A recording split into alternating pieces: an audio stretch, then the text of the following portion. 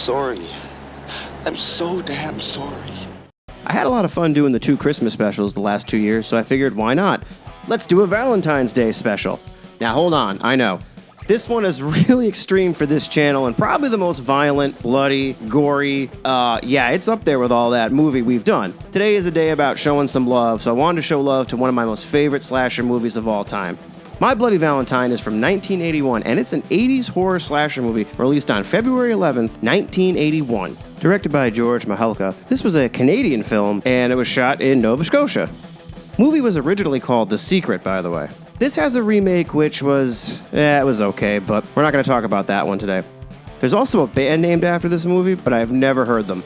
At the time of this video being made, they're called shoegaze, that's the genre, which I am not familiar with. I'm going to do the uncut version today, by the way, even though I can't show pretty much any of the actual uncut scenes. We open with a kill and a title screen. There is no fucking around here. We meet our cast of kids who are a bunch of miners that work at the Harrigan mine, all together in Valentine Bluffs. Before they head to the bar, they need to stop off and pick up their girls who are setting up for the big Valentine's Day dance. Okay, let's see if we can pick them all out here. We got TJ, played by Paul Kellman, Axel, played by Neil Affleck, Hollis, played by Keith Knight, Howard, who is the comic relief, played by Alf Humphrey, John, played by Rob Stein, Mike, played by Tom Kovacs, Dave, by Carl Merritt, and Tommy, played by Jim Murchison. The ladies are a bit smaller of a group. They are Gretchen, played by Gina Dick, Patty, played by Cynthia Dale, Sarah, played by Lori Hiller, Harriet, played by Terry Waterland, and Sylvia, played by Helen Oud. Gretchen, you know what looked really good on you? What? Me. Suck it in and zip it up. We are next introduced to Maybelle, who has helped setting up for the Valentine's Day dance, and she's played by Patricia Hamilton. And the mayor is played by Larry Reynolds. He says, Maybelle, you're doing a great job, but he doesn't want anyone to know this is the first dance in almost 20 years. TJ is the mayor's son, and he's not happy about being back home. We'll fill you in on that more later. I don't think he likes being back in the mine very much. Well, that's too bad. Nobody told him to go out to the West Coast. It's not my fault he couldn't make it on his own. But now that he's back here, he's my son and he's working in the mine. Chief Newby, played by Don Franks, also joins the gang. When the 3 adults go to take off, Howard hands the mayor a present, a Valentine's Day gift, but no one knows where it came from. Maybe got a secret admirer, huh? And what's in that heart-shaped box? From the heart comes a warning filled with bloody good cheer. Remember what happened as the 14th draws near. Hey, wait, I gotta be happening again. It can't be happening. And whose dog is that, by the way, chasing the truck? I don't know if that was added for the movie or if it just happened and they said, hey, let's keep it. I really do love the way this old school bar looks where you can smoke inside. I don't smoke, but I just wish I could go to a bar that looks like this. Now we get to hear the backstory from Happy, played by Jack Van Everett. 20 years ago, there was an explosion in the mines, and 5 guys were trapped underground because 2 supervisors didn't check the methane gas levels before they left, and they headed straight for the dance. They dug for a few weeks and only found one man alive, Harry Warden, who is played by Peter Cowper, and I think he also plays the miner too. He stayed alive by eating the other 4 men. A year later, he comes back and kills the 2 supervisors. We see 1 die on screen, so we're only going to count this one, though. Now he comes back every year looking for someone to kill, so the legend says. It could be you. I know what I'm saying.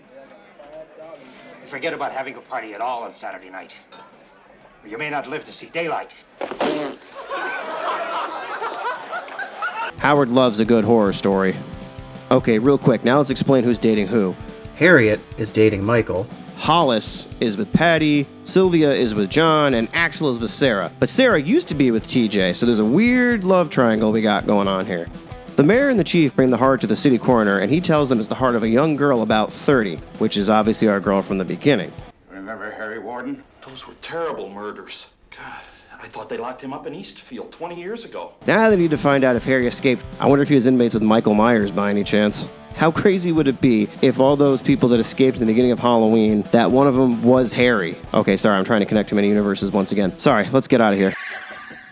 While poor Maybelle is alone in her laundromat, she unfortunately gets whacked by the killer. One thing he leaves behind is a V-Day card and chocolates, and when you see that when you're alone, or if you find it at all, you're pretty much gonna die.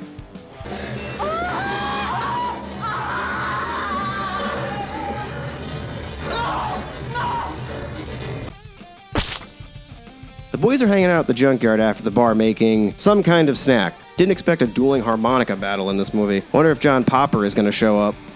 So like I said earlier about the love triangle, Axel and TJ have some beef because they both love Sarah. Story goes, TJ left to go live in California or somewhere out west, and he totally just botched being out there and had to come back home, but he left without telling anyone and just went zero dark 30. While he was away, Axel moved in on Sarah, and now they're together, but now with TJ being back, well, we don't really know who Sarah likes.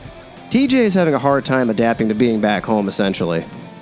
Okay, I'm not going to try to make another connection, but if this is Friday the 13th, 1981, that means in the series Friday the 13th, the second movie is technically happening right now. Sorry, I just needed to point that out. I love that series too. Back to this movie. The mayor is still trying to find Harry. I'm sorry, I have no records on him.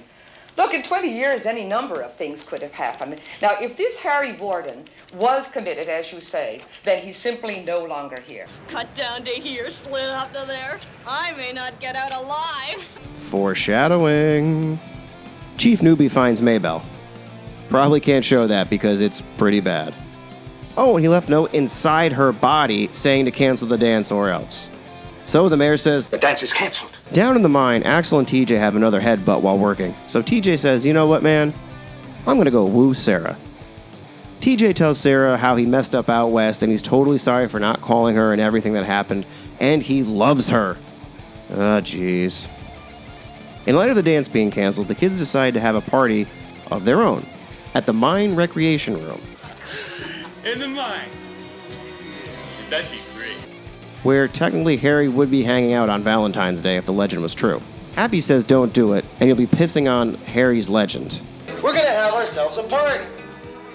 Don't you go telling nobody.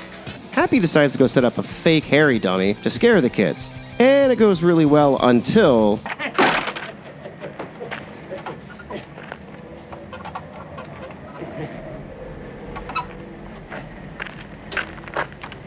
Harry shows up.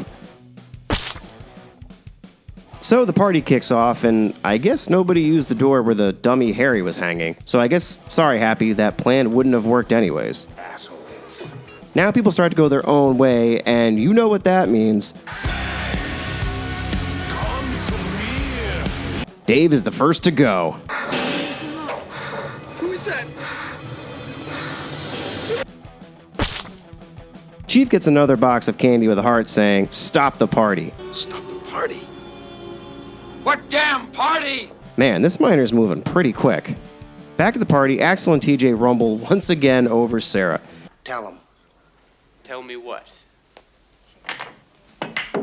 She wants to come back with me. That's it.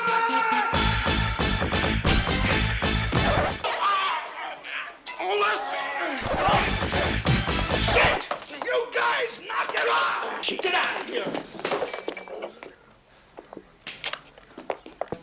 She tells TJ just pretty much buzz off. She's too frustrated with these two guys and the way they're acting.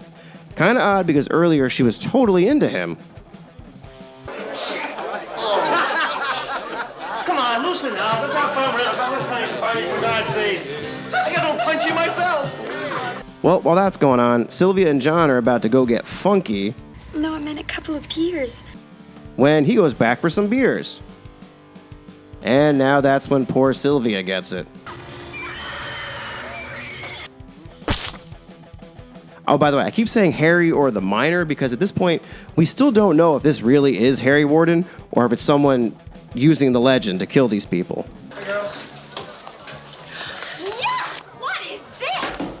Oh, wow. One of those idiots really thinks he's funny. The group of kids decide to take the rail carts down into the mine. They want to show off their, place of occupation to the girls. Mike, Howard, Hollis, Sarah, and Patty, and Harriet all head below. They find Dave and Sylvia's bodies. Needless to say, the party's over. It's Harry Warden, he's here! Everybody get the fuck out, go! TJ tells everyone to leave and has Tommy, John, and Gretchen go get Newbie. Axel and TJ team up to head down below to find the others before Harry does. Tommy tells Newbie, and sure enough, he gets pissed about the party, but also, okay, we found Harry. Harry Warden is at the mine. While he's actually driving to the mines, he gets a call from the asylum. I guess we're going to find out what that call was about in a few. TJ finds who's left alive and tells them that Harry is back and it's time to bail. This better not be your idea of a joke, TJ. Do I look like I'm joking? They need to find Mike and Harry at first, though. Hollis and TJ split up, and they tell Howard and the two girls to head back to the main mine shaft. Well, Hollis finds the two of them.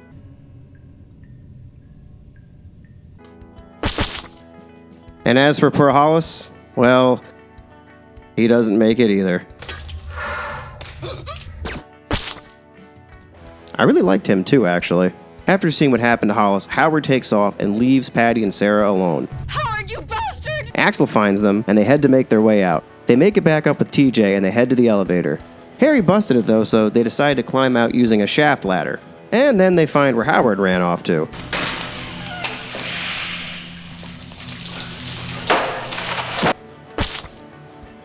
They ditch the ladder idea and head for the rail cars, which they probably should have done in the first place. A few quick things happen. Newbie and his cavalry shows up. Axel falls into some sort of water hole. TJ gets buried and or lost.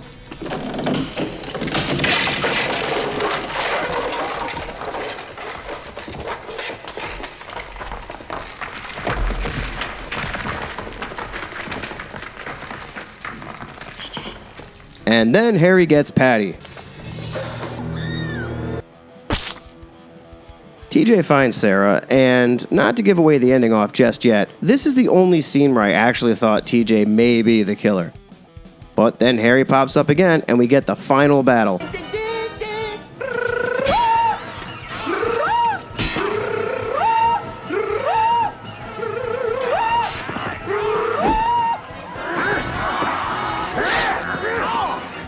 The fight spills over into a side tunnel, and as TJ and the miner fight, the place starts to come down. And then we get the big reveal. The miner / Harry Warden is... Axel. Wait, why? Hold on. Let's deal with the cave-in first. It isn't Harry Warden. Yeah, I know, TJ. I got a call from Eastfield late this evening. They said that Harry Warden died 5 years ago. God, it was on Valentine's Day that Harry Warden killed Axel's father. Axel's father was one of the supervisors who didn't check on the gas levels in the mine that night. As TJ and Sarah leave for the happy ending, she runs back to see him. Why? Well, it beats me because I thought she was finally going to be like, all right, this guy is a psycho. I'm going to go with TJ. Nope. She heads back to see Axel. And he's trapped under some rocks and decides to cut off his arm to escape. Harry, I'm coming. This whole fucking town is going to die. We're coming back, you bastards. Sarah, be my bloody Valentine. The end. And this creepy song plays over the credits, but it is awesome, by the way. A really good tune. Sad Valentine in a place known as Mine. Okay, we got a lot to unpack here. This one isn't as famous as Halloween, Friday the 13th movie series, or Nightmare on Elm Street series, but it's pretty close behind them. The gore is there for sure, so if you're into that, definitely check this out. If you're squeamish, this one isn't for you. The acting is pretty solid. The director, when he made the movie, didn't tell the cast who the actual killer was.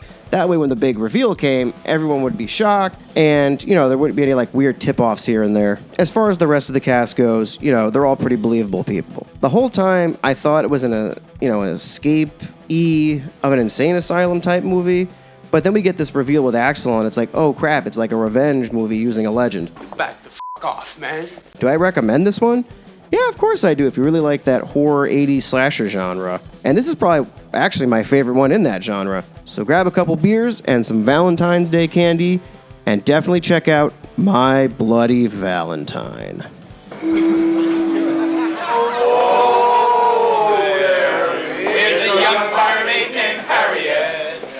Never been robbed of her chariot.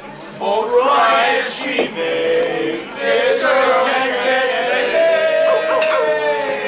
away. virgin named Harriet. Once upon a time, on a sad Valentine, in a place known as Mine, a legend began. Every woman and man would always remember the time, and those who remained were never the same.